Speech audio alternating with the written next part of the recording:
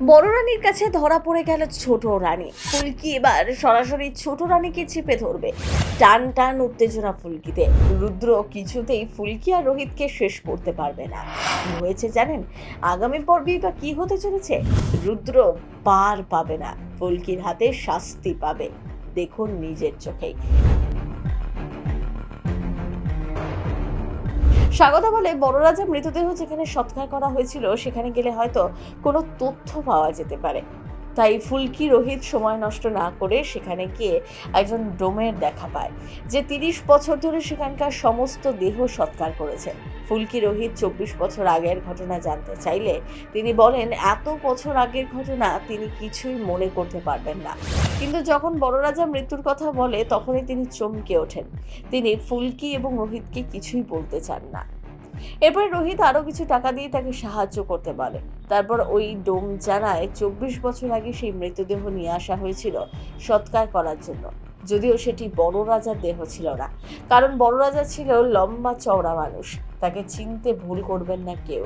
আর এই কথাটা জানার পরপরই রুদ্র ফুলকি আর রোহিতকে শেষ করে দেওয়ার চেষ্টা করে। ফুলকি রোহিত দুজনেই অজ্ঞান হয়ে মাটিতে লুটিয়ে পড়ে, আর ডোম তো ভয় পেয়ে সেখান থেকে পালিয়ে যায়। রুদ্রর সামনে এসে তাকে ভয় দেখিয়ে ফুলকি রোহিতের জন্য চিতা সাজাতে বলে। রুদ্র নির্দেশে ওই ডোম ফুলকি এবং রোহিতের চিতা সাজিয়েও দেয়। নিজেই ফুলকি এবং রোহিতের চিতায় আগুন ধরিয়ে দেয় রুদ্র। রোহিত এবং ফুলকির চিতা জ্বলতে থাকে।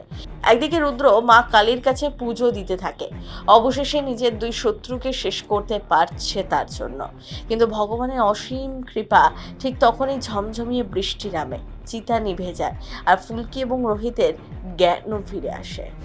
রুদ্র আবার যেই না আগুন ধরাতে যাবে অমনি চিতা থেকে উঠে আসে দুজনে।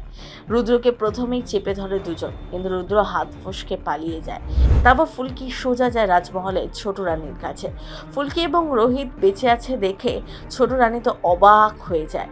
এবার সরাসরি ছোট রানীকেই চেপে ধরে। ছোট রানী তো প্রথমে কিছুতেই স্বীকার করে না। এরপরে ফুলকি সরাসরি বড় রানীর ঘরে গিয়ে তাকে সমস্ত কিছু জানিয়ে দেয়। এটা বলে বড় রাজার দেহ নাকি সেদিন পোড়ানোই হয়নি। এবারে দেখার অপেক্ষা আগামী পর্বে কি হয়। তাহলে কি এবার বড় রাজা ফিরে আসবে? বড় রানী বড় রাজার সুখের সংসার হবে? ফুলকি বা কবে জানতে পারবে যে সেই পরিবারেরই মেয়ে? ছোট রানীমা নিজের শাসন বজায় রাখার জন্যই এতদিন ধরে নানা প্ল্যান করেছেন। এবার তার সমস্ত জারিজুরি ফাঁস।